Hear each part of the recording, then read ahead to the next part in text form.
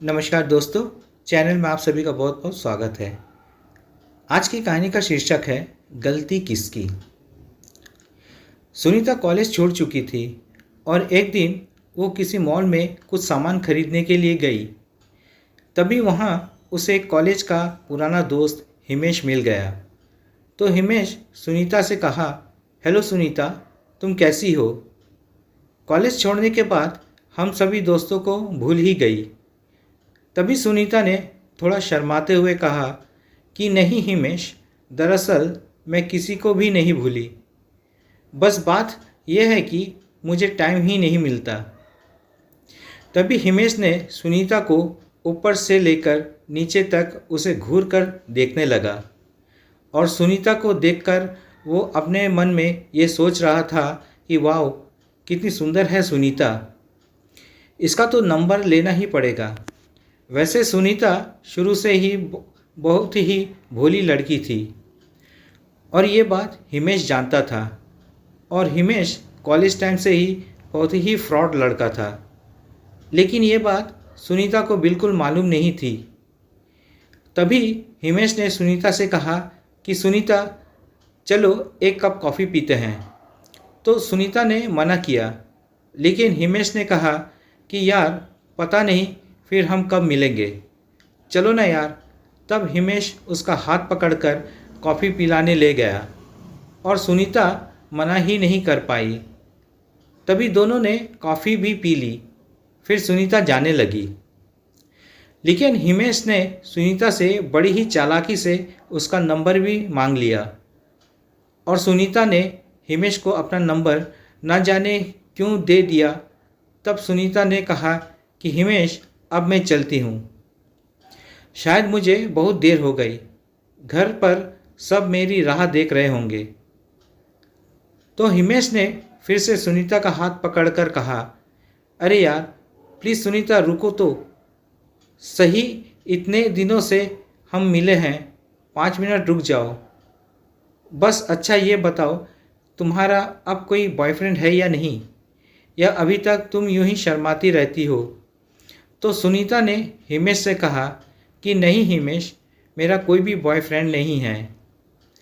तभी हिमेश ने चांस मारते हुए उससे कहा, अरे सुनीता, तुम तो इतनी ज़्यादा खूबसूरत हो, फिर भी तुम्हें आज तक किसी ने भी प्रपोज नहीं की, क्यों नहीं किया?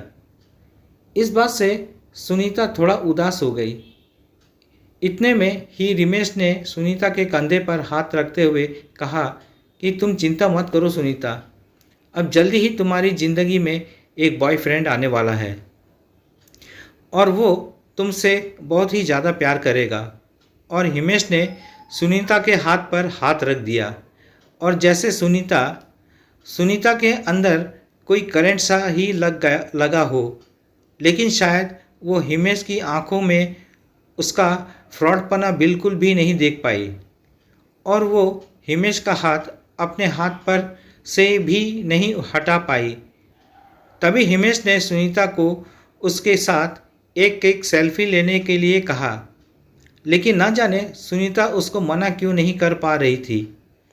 शायद हिमेश उसके भोलेपन का फ़ायदा उठा रहा था। अब तो हिमेश ना जाने उसे व्हाट्सएप पर क्या भेज रहा था, कभी उसे गुलाब का फूल भेज रहा था, तो कभी उसे हार्ट या किसिंग वाले मैसेज भेज रहा था। और सुनीता को कहीं ना कहीं डर लग रहा था, लेकिन हिमेश ने उसको कहा कि अरे यार, तुम तो कुछ भी नहीं, मेरे दोस्त की गर्लफ्रेंड तो रोज़ ही उसे एक किस देने एक बगीचे में जाती है और वो तो अपने घर वालों को तो कुछ भी नहीं समझती। इस बात से सुनीता का हौसला बहुत ही ज़्यादा बढ़ गया। एक दिन सुनीता के घर पर कोई भी नहीं था। इस बात का हिमेश को पता लग गया, तो वो अचानक ही उसके घर पर आ गया। इस बात से सुनीता बहुत ही डर गई, लेकिन वो तो ज़बरदस्ती ही सुनीता के घर में बैठ गया और उसके यहाँ वहाँ हाथ लगाने लगा। और जब सुनीता ने उसे रोकना चाहा तो हिमेश ने उसे आई लव यू कह दिया। अब सुनीता उसे रोक नहीं पा रही थी, क्योंकि उसे पहली बार किसी ने लव यू कहा था। मगर उसे हिमेश के अंदर का दरिंदा बिल्कुल भी नज़र नहीं आ रहा था। अब हिमेश को सुनीता ने जाने को कहा, लेकिन हिमेश बदले में उससे एक किस मांगने लगा और उसने उसकी न जाने कितनी किस ली और किस लेते समय उसने उस साथ में एक सेल्फी भी ले ली। फिर वो वहाँ से चला गया। अब सुनीता को बहुत ज़्यादा डर लगने लगा, लेकिन उसने हिमेश के बारे में अपने घर वालों को कुछ भी नहीं बताया। अब हिमेश पूरे दिन ही सुनीता से फ़ोन पर बात करता रहता था।